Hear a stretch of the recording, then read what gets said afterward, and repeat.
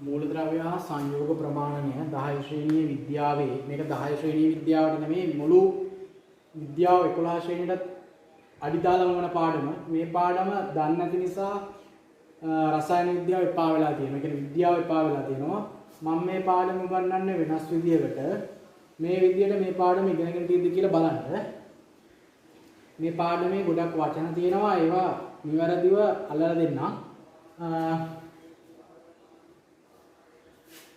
මේ මූලද්‍රව්‍යයක්.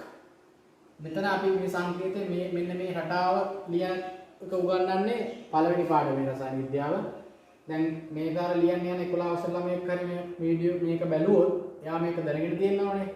දැන් මේ පාඩම මේ විදිහට ඉගෙන ගන්න ඉතින් බලන්න. මෙතන අපි දානවා දන්නෝනේ ප්‍රෝටෝන සංඛ්‍යාවනේ. මෙතන දාන්නේ ප්‍රෝටෝන සංඛ්‍යාව. මෙතන දාන්නේ ස්කන්ධ ක්‍රමය. එතකොට අපි දන්නවා උදාසීන පරමාණුක ප්‍රෝටෝන සංඛ්‍යාවයි ඉලෙක්ට්‍රෝන සංඛ්‍යාවයි සමානයි නේ. ඒතර අපි ස්කන්ධ ක්‍රමාංකය විතර ලියන්නේ මොනවද? ප්‍රෝටෝන සංඛ්‍යාවේ නියුට්‍රෝන සංඛ්‍යාවේ එකතු. මෙතන තියෙන ප්‍රෝටෝන සංඛ්‍යාව මෙතන ස්කන්ධ ක්‍රමාංක විතර ලියන්නේ ප්‍රෝටෝන සංඛ්‍යාවේ නියුට්‍රෝන සංඛ්‍යාවේ එකතුව. එතකොට මෙන්න මෙහෙම කේස් එකක් තියෙනවා. අපි බලමු පරමාණුක ස්කන්ධය කොහොමද ගන්නෙ? පරමාණුක ස්කන්ධය. ඉලෙක්ට්‍රෝනයක ස්කන්ධය වැඩි කරනවා 1847 සමාන වෙනවා ප්‍රෝටෝනයක ස්කන්ධය.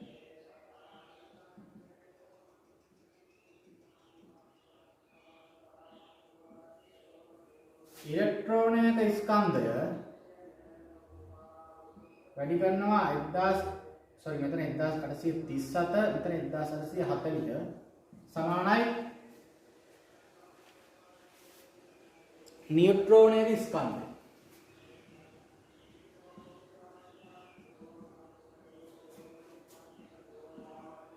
මේ සංඛ්‍යාත්මක අගයන් කිසි දැනගන්න ඕනේ නැහැ. ඉලෙක්ට්‍රෝනික ස්කන්ධය 1837කින් වැඩි කරාම තමයි ප්‍රෝටෝනික ස්කන්ධය එන්නේ. ඒ කියන්නේ ප්‍රෝටෝනික ස්කන්ධය අපි හිතමු බස් එකක ස්කන්ධය කියලා. බස් එකක්. ප්‍රෝටෝනයක් ගන්න බස් එකක් විදිහට. බස් එකක ස්කන්ධයත් එක්ක සලකනකොට ඉලෙක්ට්‍රෝනික ස්කන්ධය ළමයි සාමාන්‍යයෙන් අඹ ගෙඩියක ස්කන්ධය වගේ. එතකොට ප්‍රෝටෝනික ස්කන්ධයත් එක්ක බස් එකක ස්කන්ධයත් එක්ක අඹ ගෙඩියක ස්කන්ධය සසඳන්න බෑ. ඒ කියන්නේ දෙයක් නෑ. ඒ කියන්නේ අඹ ගෙඩිය ස්කන්ධය දැනෙන්නේ නෑ. ඒ ප්‍රෝටෝනික ස්කන්ධයත් එක්ක බලනකොට ඉලෙක්ට්‍රෝනික ස්කන්ධය දැනෙන්නේ නෑ. ඒ කියන්නේ ඉලෙක්ට්‍රෝනික ස්කන්ධය නොගෙනිය හැකි තරම් කුඩායි. ඒතර නියුට්‍රෝනික ස්කන්ධය බලන්න ඉලෙක්ට්‍රෝනික ස්කන්ධය මෙතන 1837 වැඩි කරාම ප්‍රෝටෝනික ස්කන්ධය. මෙතන 1840 වැඩි කරාම නියුට්‍රෝනික ස්කන්ධය. ප්‍රෝටෝනික ස්කන්ධයට වඩා නියුට්‍රෝනික ස්කන්ධය සුළු ප්‍රමාණයකින් වැඩි. නමුත් ප්‍රෝටෝනික ස්කන්ධයයි නියුට්‍රෝනික ස්කන්ධය ආසන්න වශයෙන් සමානයි කියලා තමයි ගන්න. ඒතර මෙතන බලන්න ළමයි 3කින්නේ වැඩි වෙලා තියෙන්නේ. මේ ඉලෙක්ට්‍රෝනික ස්කන්ධය නියතයි මෙතන. මේ ගානෙන් මෙතන වැඩි කරනවා. මෙතන 1740 වැඩි කරලා තියෙනවා. නියුට්‍රෝනික ස්කන්ධයයි ප්‍රෝටෝනික ස්කන්ධය ආසන්න වශයෙන් සමානයි කියලා තමයි ගන්න. එතකොට ඒව ගත්තම මේ ඉලෙක්ට්‍රෝනික ස්කන්ධය නොසලකා හරින තරම් කුඩායි. ප්‍රෝටෝනයකයි නියුට්‍රෝනයකයි ස්කන්ධයත් එක්ක සලකනකොට ඉලෙක්ට්‍රෝනික ස්කන්ධය නොගැනිය හැකි තරම් කුඩා ගයක් වේ. ඉලෙක්ට්‍රෝනික ස්කන්ධය ගණනයට සලකන්න එපා. හරි. දැන් අපි බලමු පරමාණුක ස්කන්ධයට මොනවාද බලපාන්නේ. අපි ගමු පරමාණුවක්. ඔය පරමාණුවේ තියෙනවා ප්‍රෝටෝන, ඉලෙක්ට්‍රෝන, නියුට්‍රෝන. මේවට ස්කන්ධ තියෙනවා. මේ තුනටම ස්කන්ධ තියෙනවා. මේ දෙන්නගේ ස්කන්ධය ආසන්න වශයෙන් සමානයි කියලා අපි දන්නවා. ඒතර මෙයාගේ ස්කන්ධය නොගෙනිය හැකි තරම් කුඩා නම් මේ පරමාණුවගේ ස්කන්ධයට බලපාන්නේ මෙයාගේ ස්කන්ධය විතරක් කියන එක මේ පාඩම ඉස්සරහට යනකම්ම එකයි. ඒ කියන්නේ පරමාණුක ස්කන්ධයට බලපාන්නේ ප්‍රෝටෝනයේ ස්කන්ධේ නියුට්‍රෝන වල ස්කන්ධේ ඒ එකතුවේ ස්කන්ධ වලින් එන එක විතරයි බලපාන්නේ. ඉලෙක්ට්‍රෝන ස්කන්ධයේ බලපෑම නොසලකා හැකි තරම් කුඩායි. ඒ කියන්නේ ඉලෙක්ට්‍රෝන ස්කන්ධය මේ ප්‍රෝටෝනයට බලපාන්නේ නැහැ කියලා උපකල්පනයෙන් තමයි මේ ගැන කොහොම හදන්න වෙන්නේ. එතකොට අපි උදාහරණයක් කරන් බලමු. එතකොට දැන් මේකේ හීලියම් ගත්තොත් 2 4 මම මේ 2 4 දාන විදිහ උගන්වන්නේ නැහැ. ඒක වලට පාඩමේ තියෙන්නේ. මේකේ තියෙනවා ප්‍රෝටෝන 2ක්, ඉලෙක්ට්‍රෝන 2ක්, නියුට්‍රෝන 2ක්. මෙතන තියෙන ප්‍රෝටෝන සංඛ්‍යාවේ නියුට්‍රෝන සංඛ්‍යාවේ එකතුව, මෙතන තියෙන ප්‍රෝටෝන සංඛ්‍යාව. ප්‍රෝටෝන 2ක් නම් මෙතන 2 4ක් වෙනවා, නියුට්‍රෝන 2ක් වෙන්න ඕන. එතන මේ හීලියම් පරමාණු ස්කන්ධයට බලපාන්නේ මෙයාගේ ස්කන්ධයයි මෙන්න මේ දෙන්නගේ ස්කන්ධය. ඒ කියන්නේ අපිට හීලියම්ගේ ස්කන්ධයට සමානයි ප්‍රෝටෝන ධන නියුට්‍රෝන ස්කන්ධය බලපාන්නේ. ඒ කියන්නේ ප්‍රෝටෝන දෙකක් තියෙනවනේ. එතකොට ප්‍රෝටෝන නියුට්‍රෝන දෙකක් තියෙනවා. මෙන්න මේ දෙන්නගේම ස්කන්ධ ආසන්න වශයෙන් සමානයි. ළමයි p ධන n වෙනුවට අපිට ඕන නම් ලියන්න පුළුවන් මේ n ටත් p ම දාලා ලියන්න පුළුවන්. එතකොට 2යි p.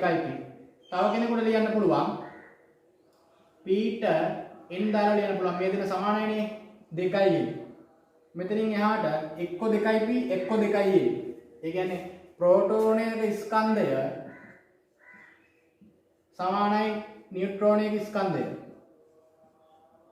ඒ කියන්නේ එහෙම ගන්න පුළුවන්. ප්‍රෝටෝනයේ ස්කන්ධය නියුට්‍රෝනයේ ස්කන්ධයයි සමානයි කියලා ගන්න පුළුවන්. ඒතර ප්‍රෝටෝන යන නියුට්‍රෝන කියන්නේ 2යි ප්‍රෝටෝන කියලාවත් එකයි 2යි නියුට්‍රෝන කියලාවත් එකයි. වෙනසක් නැහැ. Tamanට ඕන එකක් ගන්න.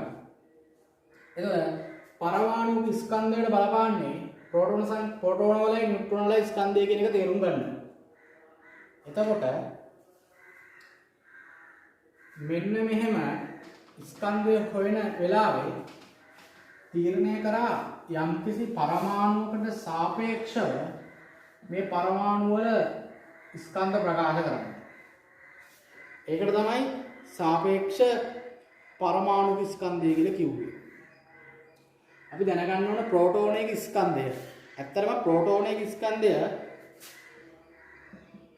1.6 2.7යි 10 වැඩි කිරීම 24යි. මේක හින කුඩාගයක්. නියුට්‍රෝනයේ ස්කන්ධය 1.6 මෙන්න මේ අග 4 වෙනි දශම ස්ථානයෙන් වෙනස් වෙන්නේ 50යි වැඩි කිරීම 10 ඍණ 24යි ග්‍රෑම්. ඒ කියන්නේ ළමයි මේ කට්ටියන්ගේ ස්කන්ධ සමානයි. මේ අපි මේ දෙන්න සුළු කරාට පස්සේ වෙනසක් නැහැ. මේ අග දශම ස්ථානනේ වෙනස් වෙලා තියෙන්නේ. අසමෙද වටේලා ගත්තොත් එකම උත්තරේ. එහෙනම් අපි මේ ප්‍රෝටෝනස් වල නියුට්‍රෝන වල ස්කන්ධය සමානයි කියලා ගන්නෙ. මේක මතක තියෙන්න මේක දැනගන්න ප්‍රෝටෝන සංඛ්‍යා ප්‍රෝටෝන වල ස්කන්ධයයි නියුට්‍රෝන වල ස්කන්ධයයි මෙයන්ගේ කියන්නේ. එතකොට දැන් අපි සාපේක්ෂ පරමාණු ස්කන්ධයක් කතා කරන්න නම් ඒ කට්ටිය දැන් මුද්‍යාඥයෝ තීරණය කරා යම් පරමාණුවකට සාපේක්ෂව එක එක ඒවායි කියන්නේ එක එක මූලද්‍රව්‍ය වල ස්කන්ධ ප්‍රකාශ කරා. තෝරගත්තේ කාබන් පරමාණුවට සාපේක්ෂව වෙනත් මූලද්‍රව්‍ය වල ස්කන්ධ ප්‍රකාශ කිරීම තමයි. එතකොට ඒ කියන්නේ දැන් සාපේක්ෂය කියන්නේ තව කෙනෙක්ට සාපේක්ෂව කියන දෙයක් නේ. දැන් මෙහා ලගත්තේ දැන් හීලියම්ගේ ස්කන්ධය හොයන්න ඕන නම් හීලියම්ගේ ස්කන්ධය බෙදුවා කාබන්ගේ ස්කන්ධය. කාබන් ස්කන්ධය කියන්නේ කාබන්ට සමස්ථානික තියෙනවනේ. ඒ කට්ටිය තෝරගත්තේ කාබන්ගේ සුලභව තියෙන 612 සමස්ථානික. ඒ කියන්නේ 612 සමස්ථානික. ඒ කියන්නේ 6 ප්‍රෝටෝන සංඛ්‍යාව 12. මෙහෙම සමස්ථානික තියෙනවනේ. 14. ඒ කට්ටිය සුලභව තියෙන මෙන්න මේ කාබන් සමස්ථානික තමයි තෝරගත්තේ. 612 කාබන් සමස්ථානිකයෙන් බෙදුවම එතකොට හීලියම්ගේ ස්කන්ධය කියලා කියන්නේ මොකද්ද? හීලියම්ගේ ස්කන්ධය කියන්නේ දැන් අපි දන්නවා හීලියම්ගේ පරමාණු ගණනයි ප්‍රෝටෝන වල ස්කන්ධයයි එකතුවට. ඒ කියන්නේ හීලියම්ගේ ස්කන්ධය කියන්නේ පරමාණු ස්කන්ධවල බලපාන්නේ යාගේ තියෙන ප්‍රෝටෝන ගණන නියුට්‍රෝන ගණනයිනේ. හීලියම්ගේ ප්‍රෝටෝන කියද්දිද? හීලියම් අපි ලියන්න පුළුවන් මෙහෙම 2 4 නේද? ඒතර කාබන් 612. මේකෙන් තියෙන්නේ හීලියම් ගේ ප්‍රෝටෝන සංඛ්‍යාවයි නියුට්‍රෝන සංඛ්‍යාවයි දෙන්නේ ආසන්න වශයෙන් සමානයි කියලා ගත්තා. මම දානවා මෙයාට 4යි ප්‍රෝටෝන වල ස්කන්ධය. ඒ කියන්නේ හීලියම් වල ස්කන්ධය කියන්නේ ප්‍රෝටෝන 4ක ස්කන්ධය. මේ ඉලෙක්ට්‍රෝන තියෙනවා. ඒක ඉලෙක්ට්‍රෝන වල ස්කන්ධය නෙවෙයි. නොසලකා හරියට කුඩයිනේ. එහෙනම් ඉලෙක්ට්‍රෝන ස්කන්ධ සලකන්නේ නැහැ. මෙතන කාබන්ගේ ප්‍රෝටෝන 12ක් තියෙනවා. ප්‍රෝටෝන නියුට්‍රෝන 12ක් තියෙනවා. අපි සමානයෙන්ද ප්‍රෝටෝන 12ක් කියලාම ගත්තා. ස්කන්ධය. කපලයේ ස්කන්ධය ප්‍රෝටෝන කපල ගියා. මෙතන 0.33යි. ඊට පස්සේ අපි ගමු ඔක්සිජන් වල ස්කන්ධය. ඔක්සිජන් වල ස්කන්ධය කාබන් 612 සමස්ථානික ස්කන්ධයෙන් බෙදුවා. ඔක්සිජන් කියන්නේ මොකද්ද? ඔක්සිජන් කියන්නේ 2 16. කාබන් කියන්නේ 6 12. මෙතන මේ ප්‍රෝටෝන සංඛ්‍යාවයි නියුට්‍රෝන සංඛ්‍යාවයි එකතුව. මෙතන 16යි ප්‍රෝටෝන. මෙතන 12යි ප්‍රෝටෝන.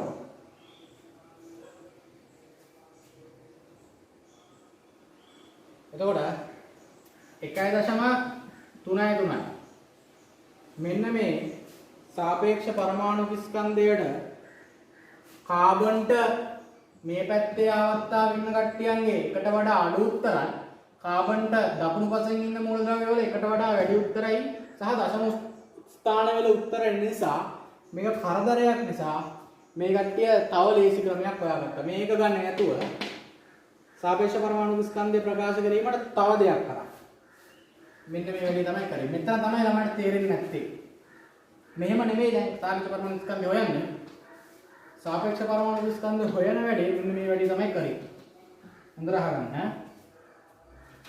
ඒ කට්ටිය කාබන් 612 සමස්ථානිකය ගත්තා. එයාගේ ස්කන්ධය කීයද? 6යි ප්‍රෝටෝන ධන 6යි නියුට්‍රෝන. ඒ කියන්නේ සාමාන්‍යයෙන් 12යි ප්‍රෝටෝන කියලා ගත්තම ඇති. ඒක බෙදුවා. ඒ කියන්නේ මෙයා සමස්ථානිකය අරන් 12කට කැඩුවා. කෑලි 12කට කඩලා කෑල්ලගේ ස්කන්ධය හෙව්වා. එතකොට මෙයා 12කට බෙදන්නේ නැහැ. මේ කාබන් 612 පරමාණු අරන් කෑලි 12කට කඩලා එක කෑල්ලගේ ස්කන්ධය හෙව්වා. එක කෑල්ලගේ ස්කන්ධය හොයනකොට අපිට පේනවනේ 12න් බෙදුවම එක ප්‍රෝටෝනයක ස්කන්ධය සමානයි කියලා. ඒ කියන්නේ කාබන් 612 සමස්ථානිකයේ එක් කෑල්ල කියන්නේ 12න් පංගුවක ස්කන්ධය එක ප්‍රෝටෝනයක ස්කන්ධයට සමානයි. මෙන්න උත්තරය. මේ තියෙන්නේ. ඔන්න ඕක තමයි තේරෙන්නේ නැත්තේ. කාබන් 612 සමස්ථානිකයෙන් 12න් පංගුවක් කියන්නේ එක ප්‍රෝටෝනයක ස්කන්ධය. ඕක දැනන් ඉන්න කවුරු හරි ඉන්නවනම් හොඳයි. කාබන් 612 සමස්ථානිකයේ 12න් පංගුවක් කියන්නේ ප්‍රෝටෝනයක ස්කන්ධය. එතකොට මේ කට්ටිය මොකද දැන් සාපේක්ෂ පරමාණු ස්කන්ධය මෙතන එක පූර්ණ සංඛ්‍යාවක් නෙන්නේ. මෙන්න මේ කට්ටිය කරේ අපි එයාලා ගත්ත හීලියම් හරි මොකක් හරි පරමාණුවක් ගත්තා. ඒකේ සාපේක්ෂ පරමාණු ස්කන්ධය හොයන්න නම් කරේ එයාලා ඒක අරගෙන බෙදුවා කාබන් 612 සමස්ථානිකයෙන් 12න් පංගුවකින්. ඒ කියන්නේ කාබන් 612 සමස්ථානිකය අරන් 12න් ආපු කෑල්ලේ ස්කන්ධයෙන් බෙදලා දැම්මා. හීලියම්ගේ පරමාණු ස්කන්ධය බෙදුවා කාබන් 612 සමස්ථානිකයේ 12කට බෙදලා එන කෑල්ලක එක ස්කන්ධයෙන් බෙදලා දැම්මා. ඒ කියන්නේ හීලියම් 2යි ප්‍රෝටෝන 2යි නියුට්‍රෝනනේ. ඒ කියන්නේ මෙතන කාබන් 612 සමස්ථානයේ 12න් පංගුවක් කියන්නේ 1යි ප්‍රෝටෝනනේ. ඒතර අපි දන්න ප්‍රෝටෝන and නියුට්‍රෝන වල ස්කන්ධය සමාන නිසා අපිට ගන්න පුළුවන් මම කිව්වේ n වෙනුවට මෙතන p දාගෙන යන්න පුළුවන් කියලා. ඒතර 4යි p. ඒතර 1යි p. කපලා ගියා. අන්න 4යි. අර ඉස්සෙල්ල සාපේක්ෂ පරමාණු ස්කන්ධය හොයනකොට ආපු දශම සියල්ල මෙන්න මේ සූත්‍ර දාලා හදනකොට පූර්ණ සංඛ්‍යා එන්නේ. මෙන්න මේ පූර්ණ සංඛ්‍යා එන විදිහට සාපේක්ෂ අනුස්කන්ධය හොයන්න සාපේක්ෂ පරමාණු ස්කන්ධය හොයන්න ගියාම තමයි මේ කට්ටිය මේ වැඩේ කරේ. ළමයිට මේ කාබන් 612 සමස්ථානිකයෙන් 12න් පංගුවක් කියන එක තේරෙන්නේ නැහැ. කාබන් 612 සමස්ථානිකයෙන් 12න් පංගුවක් කියන්නේ එක ප්‍රෝටෝනයක ස්කන්ධය. එතකොට මේකේ හරිම ලේසි ඕන උත්තරයක් ගන්න දෙන්නේ අපිට දෙනවනේ පරමාණුවේ ඒ පරමාණුවේ ප්‍රෝටෝන සංඛ්‍යාවේ නියුට්‍රෝන සංඛ්‍යාවේ එකතු හොයන්න බෙදලා දාන්න එකයි ප්‍රෝටෝන. සදාකල් යටට එකයි. මෙතන යටට එකයි ප්‍රෝටෝන කියන තමයි කියවෙන්නේ. ඒ කියන්නේ කාබන් 612 සමස්ථානිකයෙන් 12න් පංගුවක් කියන්නේ එකයි ප්‍රෝටෝන. උඩට එන්න ඕන ප්‍රෝටෝන ගානයි නියුට්‍රෝන ගානයි එකතුව. මේක දන්න කෙනෙක්ට සාපේක්ෂ පරමාණු ස්කන්ධය හොයන එක ගේමක් නෙවෙයි. එතකොට දැන් ඔන්න බලන්න.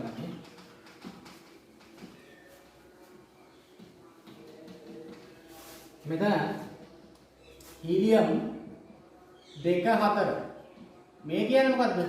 ස්කන්ධ ක්‍රමාංක. ස්කන්ධ ක්‍රම.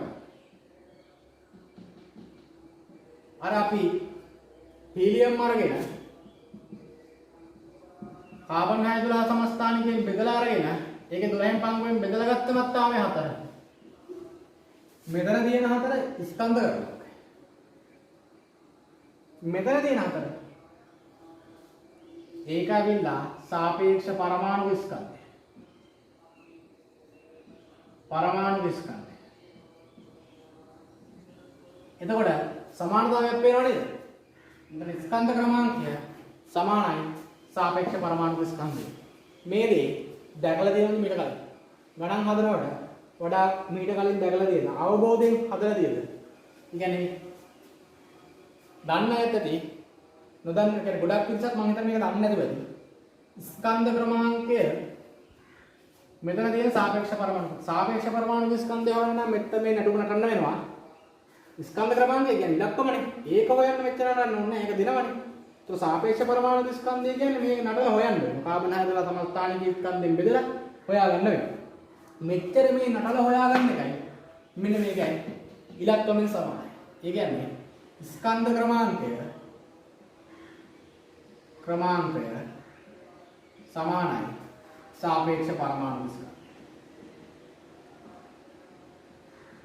පරමාණු ස්කන්ධය. ඒ කියන්නේ සංඛ්‍යාත්මකව සමානයි. විශේෂයෙන් දැනගන්න ඕනේ. ඊට පස්සේ මෙන්න මේකේ ඉගෙන ගන්න.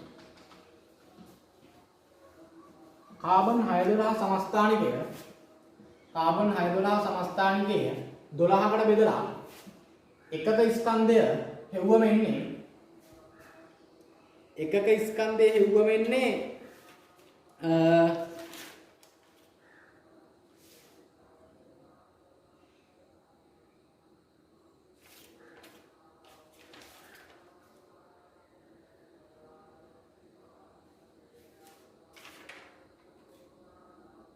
එකයි දශම 6යි 6යි 10යි 24යි ග්‍රෑම්. ඒ කියන්නේ කාබන් 6 12 ස්කන්ධය 12න් බෙදලා එකක ස්කන්ධය ගත්තම මේ අගයන් එන්නේ. මේ අගය අපි ඉස්සෙල්ලා ලිව්වේ ප්‍රෝටෝන එක අගය. ප්‍රෝටෝන එක අගය අපි ඉස්සෙල්ලා ලිව්වේ කීයද? 1.67යි 2.7යි 10යි 24යි ග්‍රෑම් නේද? එතකොට අපි දන්නවා කාබන් 6 12 සමස්ථානික ස්කන්ධය 12න් පංගුවකට බෙදුවම අපිට ආවේ ප්‍රෝටෝනික ස්කන්ධය කියලා. එතකොට ඇත්තට මේ කට්ටිය හැවුවම වෙන්නේ මේක. තමයි බලන්න මේ ගාන ඇත්තම ගාන වුණාට අපි දැන් ගත්තේ ප්‍රෝටෝනික ස්කන්ධය කියලානේ. මේ ගානේ වෙනසක් නැහැනේ. සුළු වෙනසක් තියෙන්නේ. ඒවා නොසලකා හැරිය විතරක් උඩයි. ඒ හින්දා අපි ගත්ත දේ හරි. ප්‍රෝටෝනික ස්කන්ධය සමාන අයන් කාබන් 6 12 සමස්ථානික ස්කන්ධයෙන් එකක 12කට බෙදලා එකක ස්කන්ධය ප්‍රෝටෝනික ස්කන්ධයට සමානයි. ඒ කියන්නේ පරමාණුක ස්කන්ධ ඒකකය. අපි ඉස්සෙල්ලා දාගත්තේ සාපේක්ෂ පරමාණුක ස්කන්ධය. පරමාණුක ස්කන්ධ ඒකකය කියලා කියන්නේ මෙන්න මේකට. පරමාණුක ස්කන්ධ ඒකකය. පරමාණුක ස්කන්ධ ඒකකය. ඒ කියන්නේ 1.6යි 6යි 10 ඍණ 24යි ග්‍රෑම්. මේක කුඩා කියලා පේනවනේ 10 ඍණ 24යි ග්‍රෑම්. පරමාණුක ස්කන්ධ ඒකකය කියන්නේ කාබන් 6 12 සමස්ථානිකයෙන් 12න් එක පංගුවක ස්කන්ධය. 12න් එක පංගුවක ස්කන්ධය. ඒ කියන්නේ දැන් හිතමු මෙන්න මෙහෙම. දැන් අපි දන්නවා හීලියම් 2 4. හීලියම්ගේ ඔන්න දැන් තරාදියක් තියෙනවා.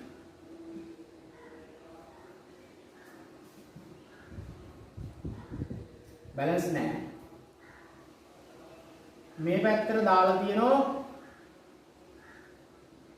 ඔය පරමාණු ස්කන්ධ ඒකකයක් කියන අගේ. ඒ කියන්නේ කාබන් 612 සමස්ථානිකේ 12න් පංගුවක එක කෑල්ලක්. 12කට බෙදලා එක කෑල්ලක් දාන්න. එතකොට හීලියම්ගේ තියෙනවා 4. ප්‍රෝටෝනයි නියුට්‍රෝනයි 4ක්. අපි දන්නවනේ මේ කාබන් 612 සමස්ථානිකයේ ස්කන්ධයෙන් 12න් පංගුවක් කියන්නේ මෙතන ප්‍රෝටෝනයක් කියලා. මෙතන තියෙනවා ප්‍රෝටෝන 4ක්. එතකොට අපි දාන්න ඕන පරමාණු ස්කන්ධ ඒකක මේ පැත්ත බැලන්ස් කරන්න පරමාණු ස්කන්ධ ඒකක තව 3ක්. ඒතර 4යි. ඒ කියන්නේ අර 1.661024 කියන ග්‍රෑම් එක ඒ වගේ කියන්නේ 4ක් දාලා තමයි මෙන්න මේ පැත්ත බැලන්ස් කරන්නේ. ඒ කියන්නේ සාපේක්ෂ පරමාණු ස්කන්ධ ඒකක. ඒ කියන්නේ සාපේක්ෂ පරමාණු ස්කන්ධ ඒකකයක් කියන්නේ කාබන් 12 612 සමස්ථානිකයෙන් 12න් පංගුවක එකක්. ඒකක ස්කන්ධ. ඒ කියන්නේ सापेक्ष परमाणु स्कंदय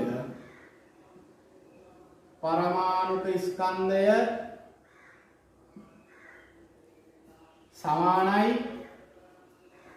स्कंद क्रमांकय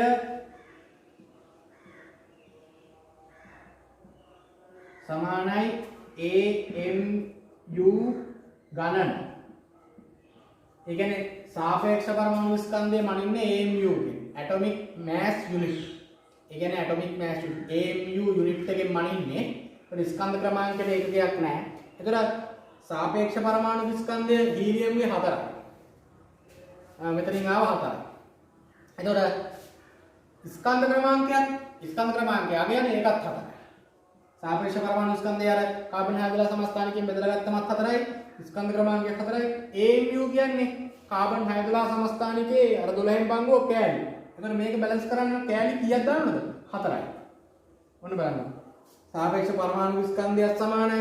ස්කන්ධ ක්‍රමාංකයත් සමානයි. AMU කියන්නේ සාපේක්ෂ ස්කන්ධ ඒකකය. පරමාණු ස්කන්ධ ඒකකය. ඒකත් සමානයි. එතකොට ඔන්න ඔය සමානතාවය දැනගෙන තියෙන්න ඕන. सापेक्ष परमाणु स्कंधයක सापेक्ष परमाणु स्कंधය स्कंध ක්‍රමාංකය परमाणु स्कंध ඒකක ගණනට සමානයි. ඒ කියන්නේ මේ වගේ කියන්නේ 4ක් දාලා මේ බැලන්ස් කරන්න. හරි. ඔතන මහා සංකල්පය කියන්නේ सापेक्ष परमाणु स्कंधය स्कंध ක්‍රමාංකයේ සමානතාවය මෙතනින් තේරුම් ගන්න ඕනේ.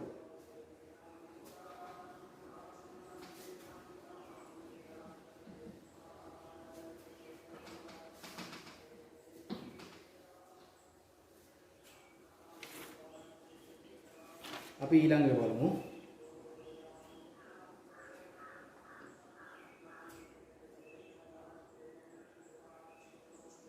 එතකොට මෞලික ස්කන්ධය කියන සංකල්පයට දැන්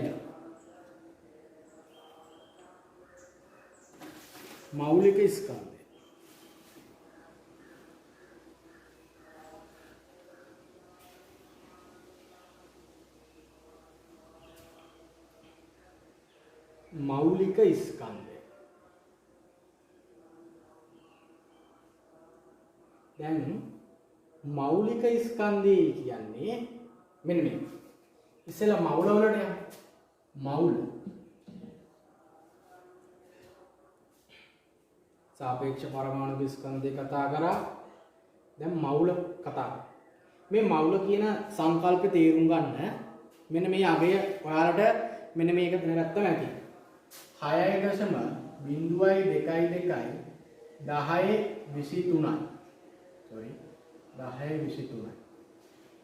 මෙන්න මේ අගයක් තරම් විශාල අගයක්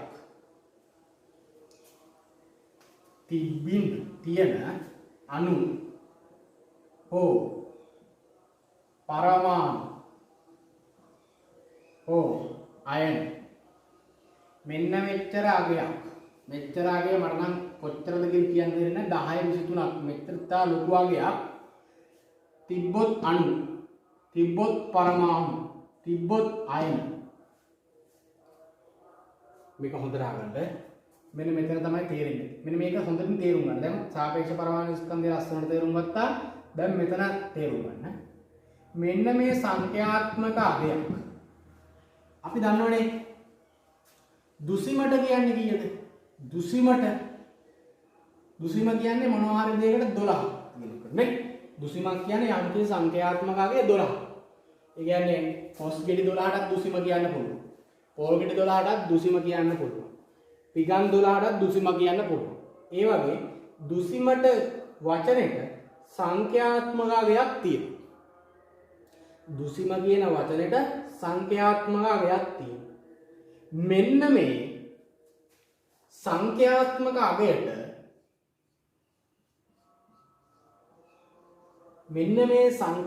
අගයට අපි කියනවා මවුල. ඒ කියන්නේ අණු තිබ්බොත් මෙච්චර සංඛ්‍යාත්මක අගයක් එතන තියෙන්නේ අණු මවුල. පරමාණු තිබ්බොත් මෙන්න මෙච්චර විතර සංඛ්‍යාත්මක අගයක් එතන තියෙන පරමාණු මවුල. එතන තිබ්බොත් අයන මෙච්චර ප්‍රමාණයක් එතන තියෙන්නේ අයන මවුල. ඒක හොඳට තේරුම් ගන්න. මේක ඔබට තේරුම් ගන්න නැහැ. ඒ කියන්නේ දුසිමකට කියනවනේ සංඛ්‍යාත්මකව 12 කියන්නේ. ඒ වගේ මෙන්න මේ අගයට සංඛ්‍යාත්මකව කියන්නේ මවුල. මෙන්න මේ අගය ලියනවට ලේසියට කියනවා එකයි මවුල. දුසිමට සංඛ්‍යාවලින් 12ක්. මෙන්න මේ සංඛ්‍යාවට අපි කියනවා මවුල. එක මවුල කියලා කියන්නේ මෙච්චර. ඔන්න ඔය වැඩේ තමයි දැනගෙන තියෙන්න ඕන ප්‍රධානම. මවුලයක් කියන්නේ ඔන්න ඔච්චර සංඛ්‍යාත්මක අගයක්. ඒකේ මොනවාද? දැන් මේ දුසිමට පොල් ගෙඩි කොස් ගෙඩි දෙන්න පුළුවන් ඒ රසායන විද්‍යාව ඇතුළේ තියෙන මොනවද? අණු පරමාණු අයන. මෙච්චර සංඛ්‍යාත්මක අගයක් තිබ්බොත් ඒකට කියනවා මවුල කියලා. හරි. එතකොට අපි දැන් අපි ගාව තුන් මෙන්න මේ කතන්දරේ ඉන්න. පොල් ගෙඩි 36ක් තියෙනවා. පොල් ගෙඩි 36ක් තියෙනවා. දුසිම් ගණන සොයන්න. දුසිම් ගණන සොයන්න.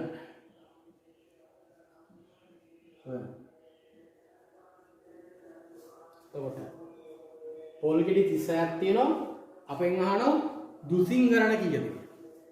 පොල් ගෙඩි 36 දුසිම් ගණන. අපි දන්නවා පොල් ගෙඩි නම් 36යි.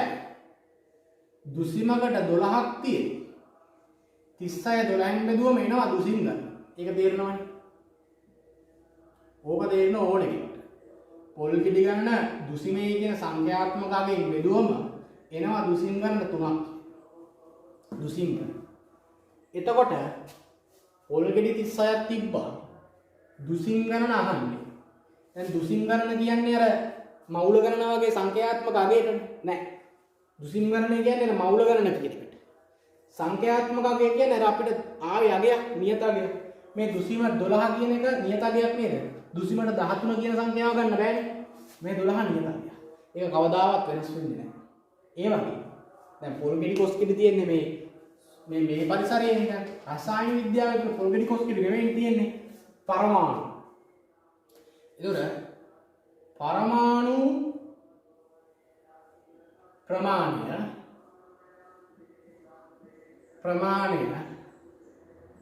බෙදුවොත් මෙන්න මේ 6.022 1023යි ග්‍රෑම් කියන එක අගේ එනවා මවුල 6.022යි 10 කියන මෙන්න මේ නියත අගය එනවා මවුල කියන එක.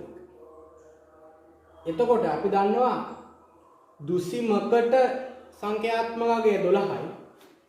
මේක මේ සංඛ්‍යාත්මක අගය 1023යි මවුලයකට.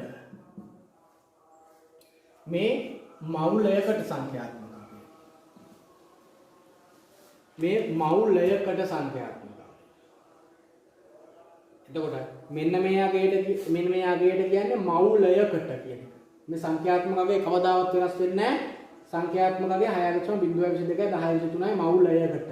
ඒත් අපි දන්නවා පොල් ගෙඩි 36ක් තියෙනවා. දුසින් ගණන ආන්නේ දුසිමක ගණනෙන් බෙදුවම පොල් ගෙඩි ගන්න වෙනවා. ඒතකොට මවුල ගණන හොයන්න නම් අණු ප්‍රමාණය හෝ පරමාණු ප්‍රමාණය හෝ ආයන ප්‍රමාණය බෙදන්න ඕන. ඒ අර මවුල කියන නියතය. මවුල කියන නියතය මේක. පොල් ගෙඩි නම් පොල් ගෙඩි දුසින් ගණනවා යන්න බෙදුවේ 12 න්නේ. මේක බෙදන්න ඕන මවුල කියන නියතය. මවුල කියන නියතය මෙන්න මේක. ඒක ඒකකය මවුලයට. තොර මවුල කියන උත්තරේ ඒක හොඳට දැනගන්න ඕන. එතකොට අපිට සූත්‍රයක් ගන්න පුළුවන්. මෙන්න මවුල කියන්නේ සිම්පල් ලේන් ඒකක. ඒකක කියන්නේ සංකීර්ණය. අයන අණු පරමාණු ඔය ඔක්කොටම අපි ගන්නවා කැපිටල් ලේන්. 6.22 10.23 කියන නියතයට ගන්නවා L කියලා. ඔය L කියන්නේ ඔන්න ඔකට කියන්නේ අවගාඩ්‍රෝ නියතය. අවගාඩ්‍රෝ නියතය. මේකට කියන්නේ අවගාඩ්‍රෝ නියතය. එතකොට අපි දන්නවා අණු පරමාණු ගණන මෙන්න මේ නියතයෙන් එද්දුවම ඉන්නේ මවුල ගණන. එතකොට සූත්‍රය මොකද්ද? මවුල ගණන සමානයි මේ n බෙදීම L. මේක පොදු කරගන්න. n බෙදීම n ට දාන්න පුළුවන්. දැන් මෙතන අර අපි ස්වභාවයෙන් හිතමු. cos ගෙඩි ගණන නියතයෙන් බෙදුවම දුසිමේ සංඛ්‍යාවෙන් බෙදුවම සංඛ්‍යාත්මක අගයෙන් බෙදුවම දුසින් ගණනය. එතකොට මෙතන පරමාණු අණු මවුල සංඛ්‍යාව මවුලක නියතයෙන් බෙදුවම මවුල ගණනය. ඒ වගේ. ඒක මේ උදාහරණෙත් එක්ක බැඳිලා යන විදිහට හිතාගෙන තියාගන්න. එතකොට උත්තර හරි. දැන් පරමාණු මවුල ගණන හොයන්න හරි. දැන් මෙන්න මෙහිම වචනයක් මෞලික ස්කන්ධය. මෙන්න මේ මෞලික ස්කන්ධය කියන්නේ ළමයි එක පරමාණු මවුලයක පරමාණු මවුල එකක පරමාණු එක මවුලයක ස්කන්ධය සමානයි. ඒ කියන්නේ පරමාණු එක මවුලයක ස්කන්ධය සමානයි මෞලික ස්කන්ධය. මේවා අහනවා. මෞලික ස්කන්ධය ගණනය කිරීම වලදී කියන්නේ නිර්වචන නෙවෙයි. වචනේ දෙනකොට වචනේ දන්නේ නැත්නම් ඒවයි සිංහල තේරුම දන්නේ නැත්නම් කියන්නේ පරමාණු මෞලික ස්කන්ධයයි මෞලික ස්කන්ධය කියන එක දන්නේ නැත්නම් මේක නම් හදන බොරු.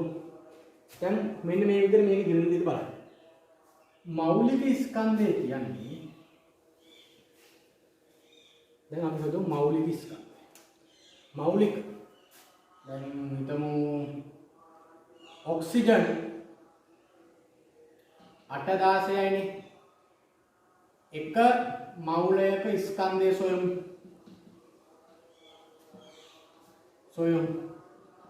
හරි. මවුලයක කතන්දරයක් වැඩක් නැහැ. මවුලයක කතන්දරේ පස්සේ ඔක්සිජන් පරමාණුවේ ස්කන්ධය හොයන්න. පරමාණුවේ ස්කන්ධය.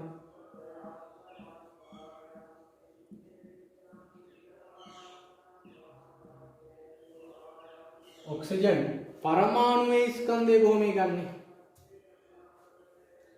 පරමාණුවේ ස්කන්ධය ගන්නෙ අපි දන්න ඕනේ පරමාණුවේ ස්කන්ධයට බලපාන්නේ ප්‍රෝටෝන සංඛ්‍යාවේ නියුට්‍රෝන සංඛ්‍යාවේ එකතුව කියනවා නේද? ප්‍රෝටෝන සංඛ්‍යාවේ නියුට්‍රෝන සංඛ්‍යාවේ එකතුව. ඒ කියන්නේ ප්‍රෝටෝන 8යි ප්‍රෝටෝන ධන 8යි නියුට්‍රෝන. ඒක දන්නවා. එතකොට ඒකේ අපිට ගන්න පුළුවන් 16යි ප්‍රෝටෝන.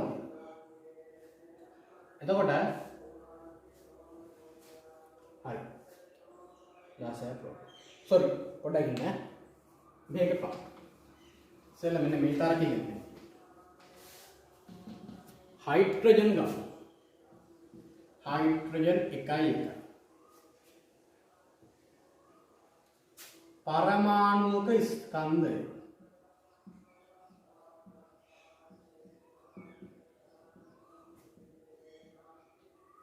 ඕකත් එපා.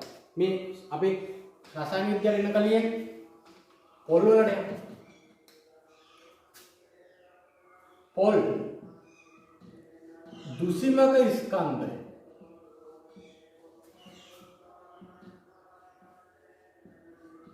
කොහොමද පොල් දුසිමක ස්කන්ධය හොයන්නේ කොහොමද? පොල් ගෙඩියක ස්කන්ධය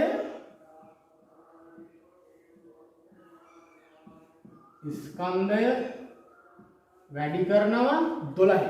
එහෙම නේද? පොල් දුසිමක ස්කන්ධය හොයන්න. දුසිමට තියෙනවා පොල් ගෙඩි 12ක්. එක පොල් ගෙඩියක ස්කන්ධය 12න් වැඩි කරාම දුසිම ස්කන්ධය එනවා. පොල් ගෙඩි දුසිම ස්කන්ධය එනවා. හරිනේ? ඕක තමයි ස්වභාව ධර්මයේ තේරුම් ගන්න එක. ඒ කියන්නේ අපි කියන්නේ පොල් දුසිම ස්කන්ධය වලින් දන්නවනේ. දුසිම කියන වචනේ කියන්නේ 12 කියන එක නේ. පොල් දුසිමක ස්කන්ධය හොයන්නේ පොල් ගෙඩියක ස්කන්ධය වැඩි කරනවා 12. පොල් ගෙඩියක ස්කන්ධය වැඩි කරාම 12න් පොල් ගෙඩි දුසිමක ස්කන්ධය. දැන් අපි මෙහෙම කතන්දරයක් ගමු. හයිඩ්‍රජන් 1යි 1යි නේ තියෙන්නේ. හයිඩ්‍රජන් පරමාණුවේ ස්කන්ධය. හයිඩ්‍රජන් පරමාණු ස්කන්ධයට බලපාන්නේ ප්‍රෝටෝන සංඛ්‍යාවනේ. මේකේ නියුට්‍රෝන නැහැනේ. ඒතර 1යි ප්‍රෝටෝන. 1යි ප්‍රෝටෝන. ප්‍රෝටෝනයේ ස්කන්ධය කීයද? 1.67යි මට මතක නැහැ හරියට 1.67යි 2.7 10 24යි ග්‍රෑම්. ඔන්න हाइड्रोजन परमाणु स्कंध परमाणु स्कंध प्रोटोन स्कंधे ഒന്ന് परमाणु स्कंध එතකොට අපෙන් අහනවා හයිඩ්‍රජන් එක මවුලයක ස්කන්ධය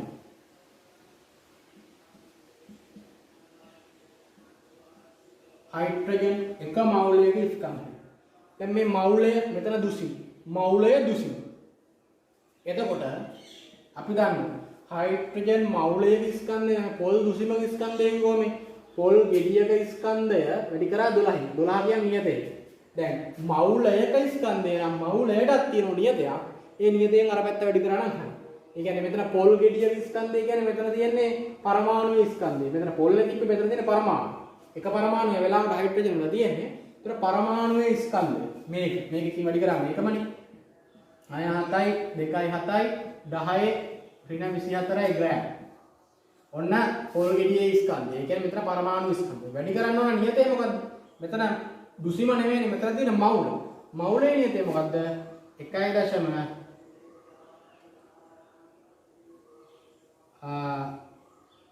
sorry 1.0 අවගාඩ්‍රෝ නියතේනේ 1.06යි 1.0යි 10 23 අවගාඩ්‍රෝ නියතේ 1.02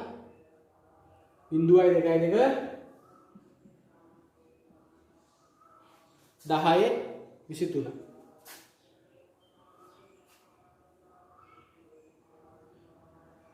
sorry 6.02 10 23 අවකාඩ්‍රෝ සංඛ්‍යා sorry 6.02 10 23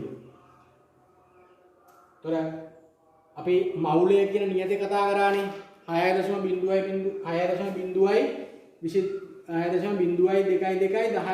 කියන නියතය තමයි අවගාඩ්‍රෝ නියතය. මවුලයට තියෙන නියතය. එතකොට හයිඩ්‍රජන් මවුලයක ස්කන්ධය කිව්වම හයිඩ්‍රජන් වල තියෙන හයිඩ්‍රජන් ටික ස්කන්ධයට බලපාන්නේ හයිඩ්‍රජන් මවුලයක කතන්දරේ පැත්තක තියාගමු හයිඩ්‍රජන් පරමාණු ස්කන්ධයට බලපාන්නේ ප්‍රෝටෝන ස්කන්ධය. ප්‍රෝටෝනයේ ස්කන්ධය වැඩි කිරීම මවුලයක නියතය මෙතන පොල් දුසිමක නියතය වැඩි කරා වගේ මෙතන මවුලයක නියතය වැඩි කරන්න ඕනේ. 6.02 10 23 මේක සුළු කරාම ඉන්න උත්තරේ එකයි මවුලයක මෙතන තියෙන මවුලයට මෙතන දුසිමට නම් මෙතන මවුලයට මෙතන උත්තරේ ආසන්න වශයෙන් ග්‍රෑම් එකයි මවුලයට ඒ කියන්නේ ග්‍රෑම් එකයි මවුලයට ඒ කියන්නේ හයිඩ්‍රජන් මවුලයක ස්කන්ධය එකයි ග්‍රෑම් මවුලයට හරි ඔන්න ඔබ තේරුම් ගන්න. ඊට පස්සේ අපි බලමු ඔක්සිජන් මවුලයක ස්කන්ධය ඔක්සිජන් මවුලයක ස්කන්ධය. අපි හොයමු ඔක්සිජන් මවුලයක ස්කන්ධය හොයන්න කලින් ඔක්සිජන් පරමාණු ස්කන්ධය හොයමු. ඔක්සිජන් 8 16 නේ. ඔක්සිජන් පරමාණු ස්කන්ධය කියන්නේ 16යි ප්‍රෝටෝන ස්කන්ධයනේ. तो 16යි ප්‍රෝටෝනික ස්කන්ධය 1.6යි 7යි 1.6යි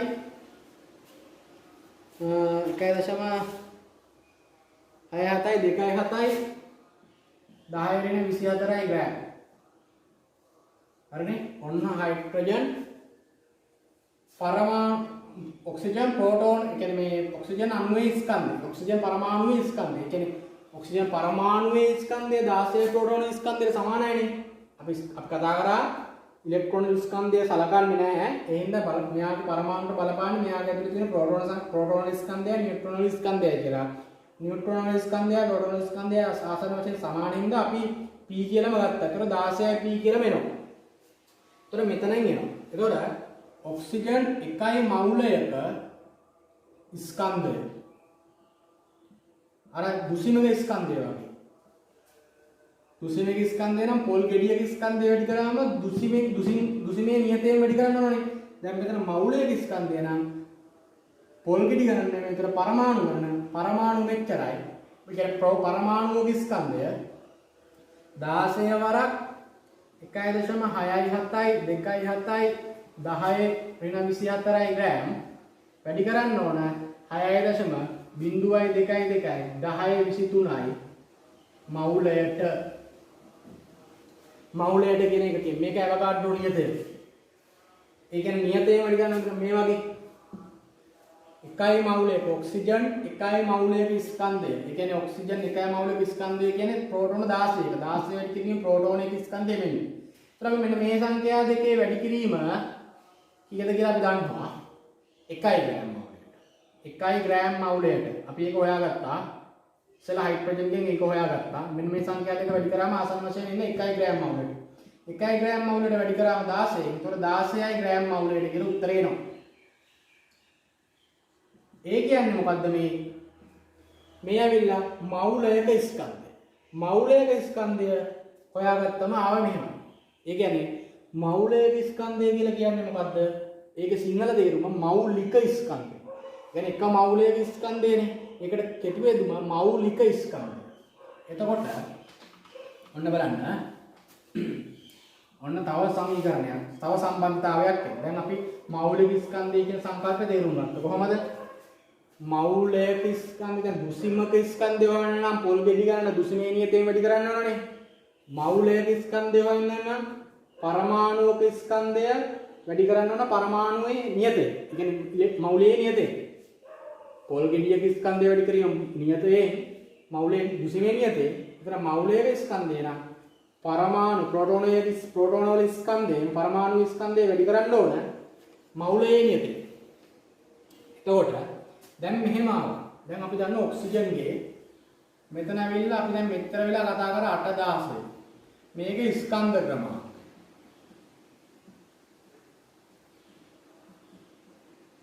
අර කාබන් 6 12 සමස්ථානිකයෙන් බෙදලා ගත්තම ඔක්සිජන් 8 16 කාබන් 6 12 සමස්ථානිකයෙන් 12න් පංගුවෙන් බෙදලා ගත්තම 16යි. ඊට පස්සේ මෞලික ස්කන්ධය වල බලනකොට 16යි. ඔයලා බලනකොට 16යි ග්‍රෑම් මෞලයට කියන කී.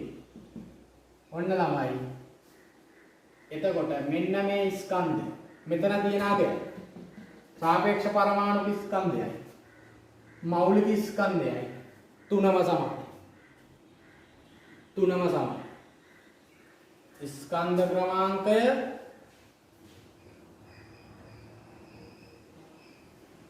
මෞලික ස්කන්ධය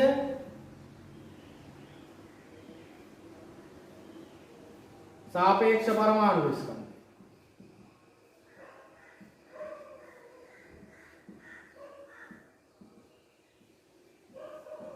මේ තුනම සමානයි.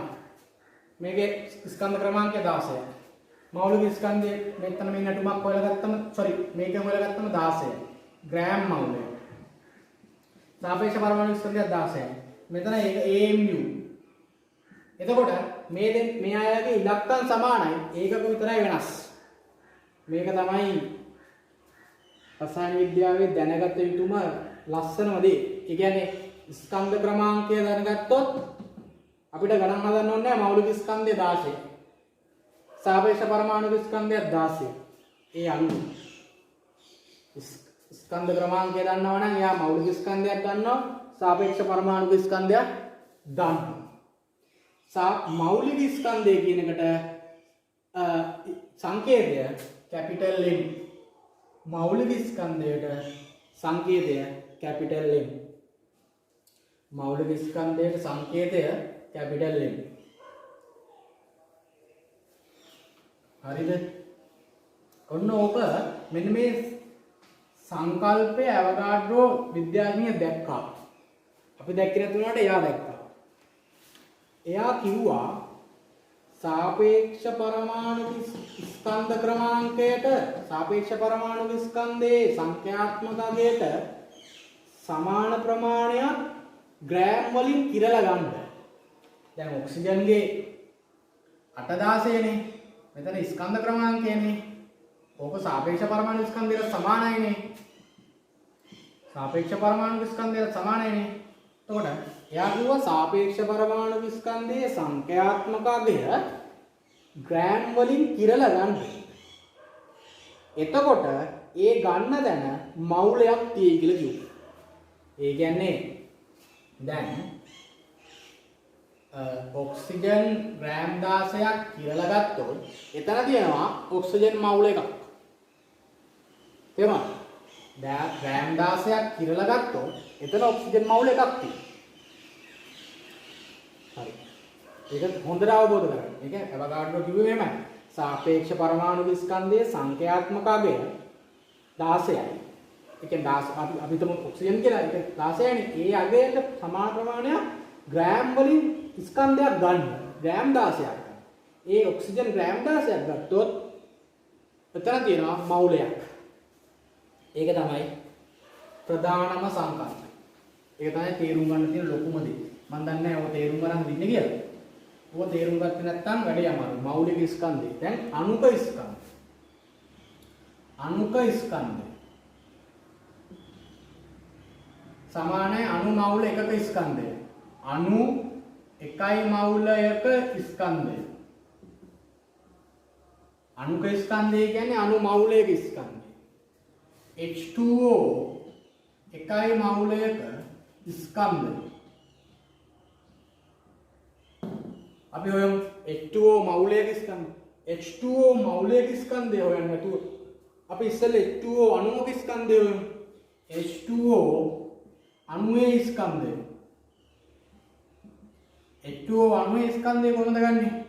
H2O අණුවේ ස්කන්ධය ගන්නෙ හයිඩ්‍රජන්ලා දෙන්නෙක් ඉන්නවා. ඔක්සිජන් කෙනෙක් ඉන්නවා. එතකොට හයිඩ්‍රජන්ගෙන් ප්‍රෝටෝනයකින් ස්කන්ධය බලපානවා. මෙයාගෙත් එක ප්‍රෝටෝනයකින් බලපානවා.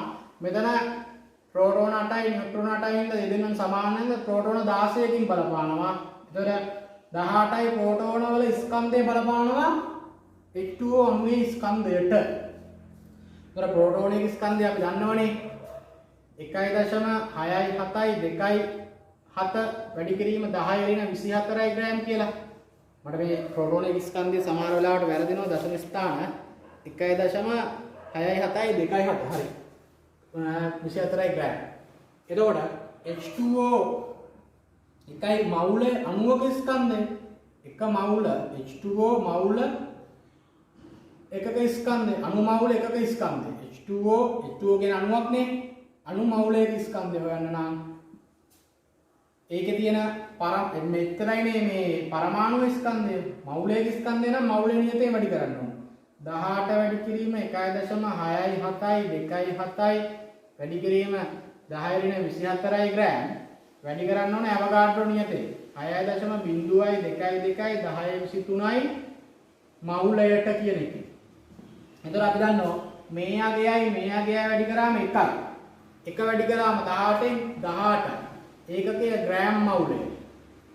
එතකොට H2O මවුලයේ ස්කන්ධය ග්‍රෑම් 18යි. H2O මවුලයක ස්කන්ධය ග්‍රෑම් 18යි. මවුලයක ග්‍රෑම් 18යි. එක කියන්නේ මවුලයක ස්කන්ධය දිනනවා ග්‍රෑම් 18යි. ඒ කියන්නේ H2O ග්‍රෑම් 18ක් කිරලා ගත්තොත් ඒකේ තියෙනවා ජල අණු මවුල එකක්. ඒකයි මේ කියන්නේ. H2O ග්‍රෑම් 18ක් කිරලා ගත්තොත් ජල අණු මවුල එකයි. 36ක් කිරලා ගත්තොත් ඒකේ තියෙනවා ජල අණු මවුල දෙකක්. ඒ කියන්නේ යන්නේ ඒකයි. H2O ග්‍රෑම් 18ක් කිරලා ගත්තොත් ජලය ග්‍රෑම් වලින් කිරලා ගත්තොත් එතන තියෙනවා ජල අණු මවුල එකක්. ඒක තමයි තේරුම් ගත යුතුම දේ. තේරුම් ගත යුතුම දේ ඒක. එතකොට ඔන්නෝව තේරුම් අරගෙනද ඉන්නේ කියන එක මම දන්නේ ඔන්නෝව ටික දන්නේ නැත්නම් මේ පාඩම කරන්නත් බෑ. ඊට පස්සේ මෙන්න මේ සූත්‍රයෙන් මවුල ගණන සොයන්න පුළුවන්. මවුල ගණන සමානයි මුළු ස්කන්ධය බෙදීම සාපේක්ෂ පරමාණු ස්කන්ධය සාපේක්ෂ මෞලික ස්කන්ධය.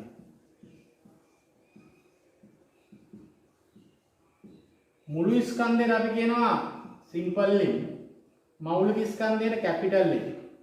එතන මෞල ගණන n වලින් ගත්තේ n සමාන n බෙදීම m. ඒ කියන්නේ මේ මුළු ස්කන්ධය මෙතන ගත්තොත් ජලයේ බාල්දියකට අරන් ග්‍රෑම් ජලය කිරුවොත් 18යි. අපි දන්නවා සාපේක්ෂ මෞලික ස්කන්ධ ජලයේ 18යි. එතන එක මෞලයයි තියෙන්නේ. ඒක තේරෙනවනේ. බාල්දියකට ගන්නවා අපි දන්නේ එතන ජලාණු මෞල මේ ජලාණු ජලයේ ස්කන්ධය කීයද කියලා. ඒ කියන්නේ ඒකේ අපි දැන් බාල්දියේ ජලාණු එකක් නෙවෙයි තියෙන්නේ. අණු ගොඩේම ස්කන්ධය මෙතෙන්ට එන්නේ. මුළු ස්කන්ධය අණු වල හරි ආයන වල හරි මේ පරමාණු වල මුළු ස්කන්ධය. මුළු ස්කන්ධයේ බෙදීම සාපේක්ෂ මෞලික ස්කන්ධයෙන් බෙදුවම මෞලික ස්කන්ධයෙන් බෙදුවම එන්නේ මවුල ගන්න. දැන් අපිට තේරෙනවනේ. මෙහෙමයි තේරුම් ගන්න ඕනේ. මුළු ස්කන්ධය බෙදන්න මෞලික ස්කන්ධයෙන් එනවා මවුල ගන්න. ඔය සංකල්ප තේරෙනවා. මේක තේරෙන්නේ නැත්නම් මුකුත් කරන්න බෑ. දැන් අර මෞලික ස්කන්ධයයි අණුක ස්කන්ධයයි සාපේක්ෂ පරමාණුක ස්කන්ධයේ සම්බන්ධය දන්නේ නැත්නම් මේක කරන්න බෑ. එතකොට දැන් අර ගණන් පටලලා දුන්නොත් සංසාරේ මුකුත් තේරෙන්නේ නැහැ. ඒ කියන්නේ අණුවේ ස්කන්ධය, අණුවක ස්කන්ධය, පරමාණුක ස්කන්ධය කියලා වචන දැම්ම ගමන් ගාන අතාරින්න. තේරෙන්නේ නැහැ. එහෙනම් මේ වචන ටික හොඳට තේරුම් අරගෙන ගානට හදන්න. අර අපිට තේරුම් ගන්න කොච්චර දැන් කියලා දුන්නනේ මේ දේවල් ඉගෙනගෙන තිබුණා නම් මේ පාඩම කරන්න පුළුවන්. ඉගෙනගෙන නැත්නම් ඉතින් මේ වීඩියෝ එක හම්බුනොත් බලලා ඉගෙන ගන්න. එතකොට හැබැයි මෙන්න මෙහෙම හොයන්න තියෙනවා.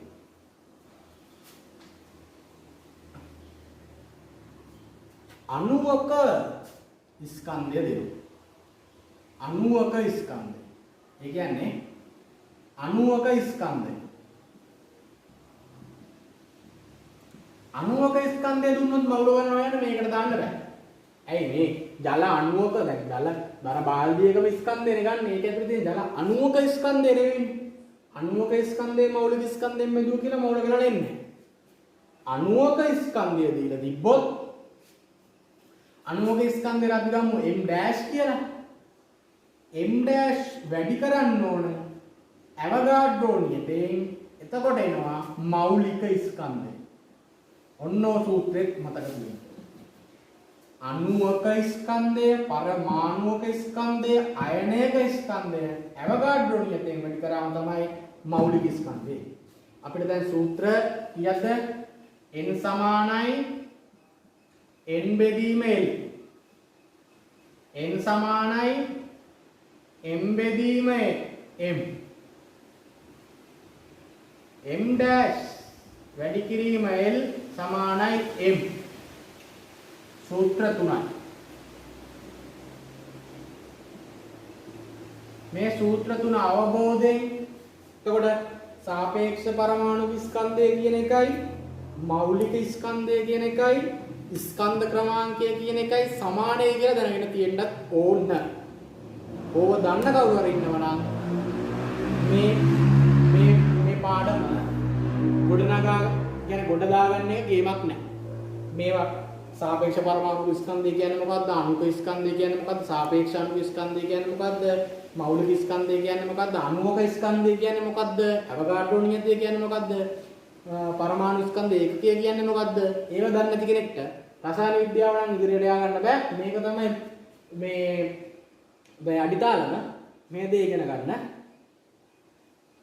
එතකොට ඔයාලගේ විද්‍යාවේ දැනුම ඉහළට ගන්න පුළුවන්.